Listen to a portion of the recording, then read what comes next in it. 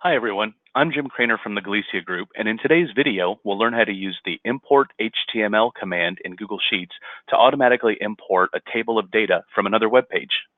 We'll look at a simple example to get started. I've got a very simple table here of sample circulation data from Anytown Public Library. We've got 3 months worth of data. As you can see, if we view the source of this HTML page, it's just a very simple table. There's the table tag, and we've got rows and headers. So as long as it's a table on the internet, we can automatically import this table into Google Sheets. Let's flip over to Google Sheets and see how this works. I've already created a spreadsheet in Google Sheets called Learning Import HTML. So we'll start with an empty spreadsheet. This is a function, so we always start with an equal sign, and we type import HTML, and then we'll open the parentheses. Now our help box pops up and lets us know what our parameters are for this function.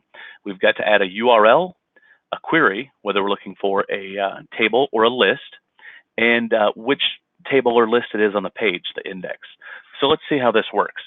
I've copied the URL for my circulation page here, and we'll paste that into the function.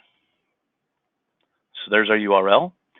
Now, the next parameter, you can see it highlighted here, is whether we're searching for a table or a list. If we've got a list somewhere, we can import that as well, but let's go ahead and pull in the table. And next, we have to indicate which table on this page that we're going to download. Now, our sample page has just one table on it, so that's pretty easy. Put in one. And once we hit enter, Google will import this data automatically into our table, into our spreadsheet, excuse me. So this is pretty handy, but you'll notice that we can't easily change these values. See, if we want to do that, let me undo this. If you actually want to use this data and edit it, you can highlight it,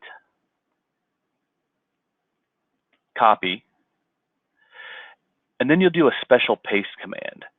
So in Google Sheets, you can do edit, paste special, and you're only going to paste the values, paste values only. So this just makes a copy of the actual data and separates it from the imported link up here that we used to start. So now, if I need to actually edit this data, maybe I need to add a new column for audiobooks. Now I should be able to move this data to the right.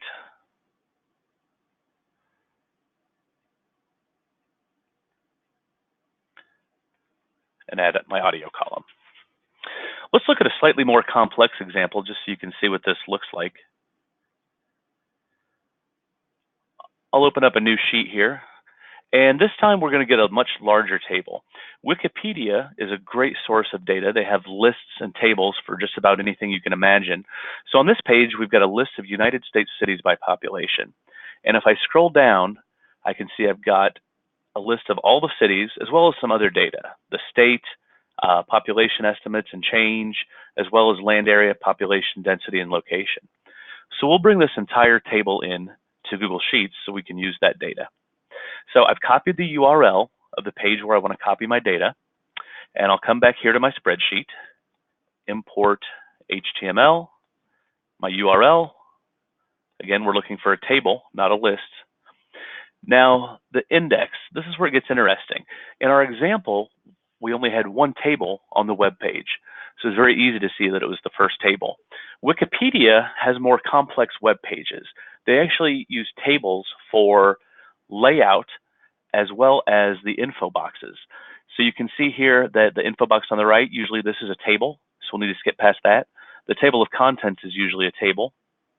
And then I believe that this little state capital key with the different color schemes is a table as well. So a lot of times it's just trial and error for something like this. Let's go ahead and try 4 and see if it's the 4th table on the page that we want to get. Oh, you can see here the state capital table is the one that got imported, right? And we can see back on our web page that that's the table right before the main table we want to get. So let's go ahead and change our formula. Click back in our formula cell, go to the formula bar. We'll change that 4 to a 5.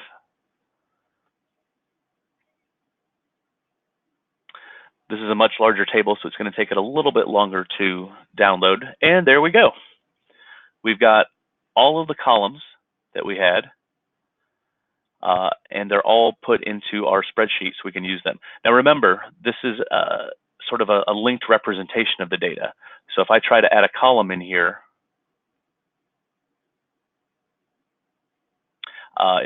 yep, you can see that it deleted the column fairly quickly. So if I want to actually use this data, again, I'll select it all, copy it, and I can actually just do a paste right in here. Paste special, and remember, our paste special command is values only. We only want the values in the table, not the original formula that copied that data in from the spreadsheet. And now you can see I've just got raw data. I can click on any cell in here and edit it directly. And now if I want to add in a column, I can do so. So the import HTML command is pretty handy. If you found that interesting, there's also the import data command, which imports CSV data from somewhere on the internet, and also the import XML command, which you can use to import an HTML web page and then pull specific data from it and use that data on your spreadsheet. So thanks for joining us on today's video. We appreciate it, and please check out our channel for more videos coming soon. Thanks.